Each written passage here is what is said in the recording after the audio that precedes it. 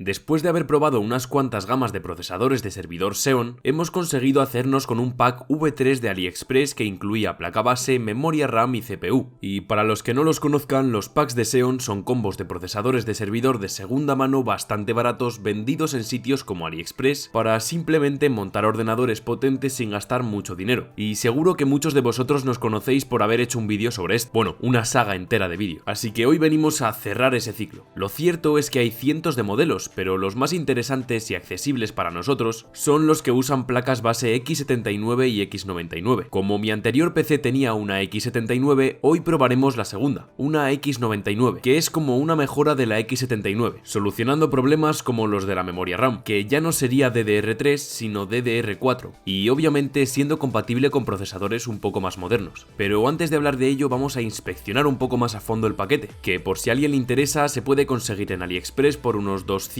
euros, con envío gratuito a España. Escogimos un pack de placa base Juananzi con el E5-2670V3 y 16 GB de RAM para ver de qué era capaz, y cabe resaltar que es de los packs más económicos de Xeon V3, por lo que si se aumentase un poco el precio se conseguirían bastantes mejoras. Como siempre, o al menos como las dos veces que le hemos comprado a Juananzi, todo viene dentro de una caja con la placa base, muy bonita, muy bien presentada y con colores no muy llamativos, con información en los laterales y los componentes bien protegidos. La placa base tenía un diseño bastante bonito para ser china. Tampoco es nada del otro mundo porque la mayoría de cosas son de plástico, pero se agradece el detalle de ponerle dos mini ventiladores a las VRMs. Cuenta con puertos SATA, puertos PCI Express X16, un puerto para SSD NVMe M.2 y otro para SATA M.2, un PCI Express X4, un montón de conectores para el panel frontal de la caja, también bastantes conexiones traseras, incluida una conexión Ethernet de 1 gigabit y el resto de cosas que cualquier placa base debería tener. He de decir que no entiendo por qué la mayoría de placas base chinas tienen un color predeterminado que no pega con absolutamente nada. La placa base X79 que yo tenía antes tenía rasgos en color verde clarito, y esta en color naranja. Me dirás tú dónde pones algo de color naranja dentro de un ordenador. A menos que te vayas a modelos de gama alta de placas base chinas, es casi imposible encontrárselas sin ningún color así, pero yo tampoco le daría mucha importancia, porque al menos funciona, ¿o no? Por otro lado, el procesador que escogimos, el Xeon E5-2670V3, es una bestia de 12 núcleos y 24 hilos que trabaja a frecuencias de entre 2,3 y 3 GHz. Claramente solo funciona con memoria RAM DDR4, que además tiene que ser ECC, pero de eso hablamos ahora mismo. Cuenta con 30 MB de caché y por separado ronda los 60 euros en AliExpress también.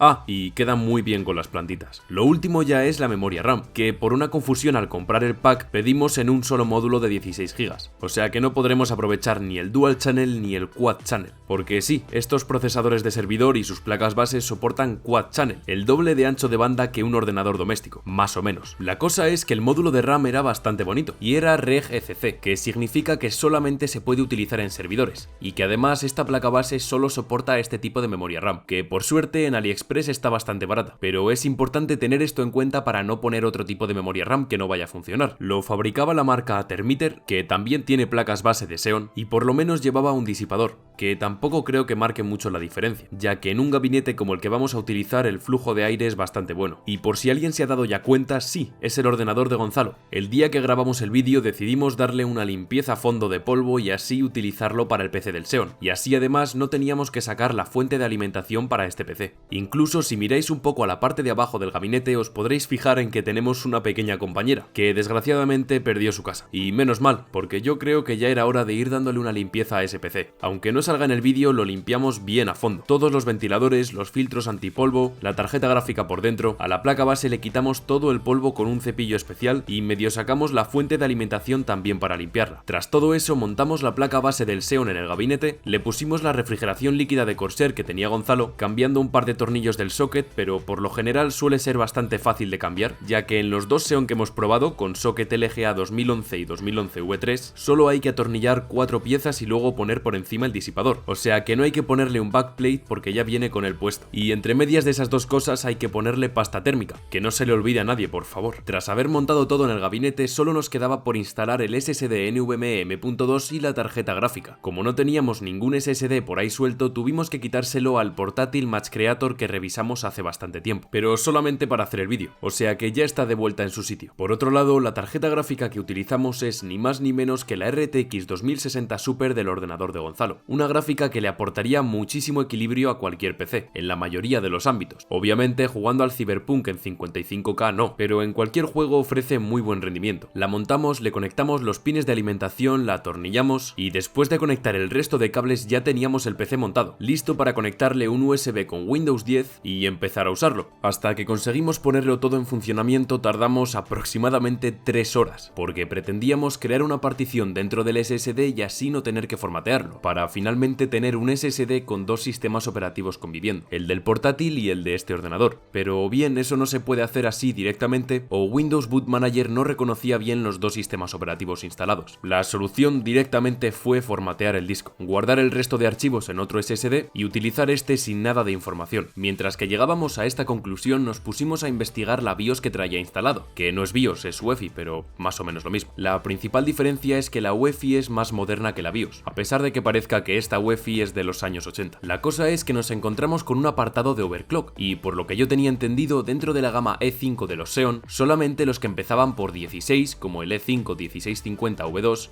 podían ser overclockeados modificando el ratio de la CPU, lo que se traduce más o menos en un overclock bastante seguro. O sea que en teoría este Xeon que empieza por 26 no debería ser overclockeable, pero si está esta opción a lo mejor se puede hacer algo para conseguir aumentar un poco la frecuencia, aunque no sea subir el ratio de la CPU y simplemente sea cambiar el BCLK, que es la frecuencia que pasa por toda la placa base. Sea lo que sea, lo veremos en un próximo vídeo, porque investigarlo nos llevará bastante tiempo. Una vez instalado Windows 10, le instalamos todos los drivers, incluidos los de la gráfica, y descargamos algunos juegos. En CSGO, por ejemplo, los FPS estaban entre 140 y 200, con algún que otro bajón a 100 FPS y subidas de hasta 250, pero de media alrededor de los 160. Este número seguramente sea una decepción para muchos de vosotros, pero tampoco podemos esperar mucho más de un procesador que no llega a 3,5 GHz, ya que en la mayoría de juegos que no sean de mundo abierto, el ordenador tira más de CPU que de gráfica, o de ambos, pero con un mínimo de la CPU, y en este caso CSGO es uno de esos juegos. A pesar de tener 12 núcleos el procesador y tener una gráfica muy buena, la cantidad de núcleos no puede hacer frente a la frecuencia a la que estos trabajan, y si no os enteráis mucho con lo de núcleos, frecuencias y demás, tenemos un vídeo explicándolo bastante bien. En segundo lugar, en Fortnite se conseguían más o menos las mismas cantidades de FPS, estando dentro de edificios alrededor de 200, 230 y ya saliendo al exterior con batallas de construcción y más texturas, rondando los 150. Sin embargo, a la hora de saltar del autobús los FPS dropeaban hasta 70, una cifra bastante baja para lo que solemos estar acostumbrados. Es verdad que se puede jugar a cualquier juego, pero cuando la demanda de CPU sea alta, nos podremos topar con este tipo de problemas. No obstante, en Rocket League sí que se llegaba a alcanzar más de 250 FPS de media, con momentos en los que el partido estaba siempre por encima de 300. Teniendo en cuenta lo que ya hemos visto en CSGO y Fortnite, estas cifras son bastante mejores, y no hace falta que lo diga yo para que os deis cuenta. Así que o el procesador ha mutado y se ha convertido en un superprocesador, o Rocket League demanda menos de CPU, o está mejor optimizado para utilizar multinúcleo. En conclusión, se podría jugar con este pack, pero no es lo mejor para gaming, y lo podemos comprobar con cualquier benchmark. Por ejemplo, en CPU-Z en mononúcleo consigue una puntuación de 339, bastante por debajo de Intel Core i5 de cuarta generación, de Intel Core i7 de segunda y del Ryzen 5 1400, por ejemplo. O sea que para tareas muy rápidas no serviría bien, pero en tareas que requieran grandes números de hilos, sí que rendiría bastante mejor. En este mismo benchmark, pero ya utilizando los 12 núcleos y 24 hilos, obtiene una puntuación de 4767, estando un poco por encima del Intel Core i5 11600K y un poco por debajo de los Ryzen 7 de segunda y tercera generación. No está nada mal para un procesador de 2014, pero sigue sin ser lo mejor para el gaming del momento, al menos hasta que optimicen los juegos para multinúcleo.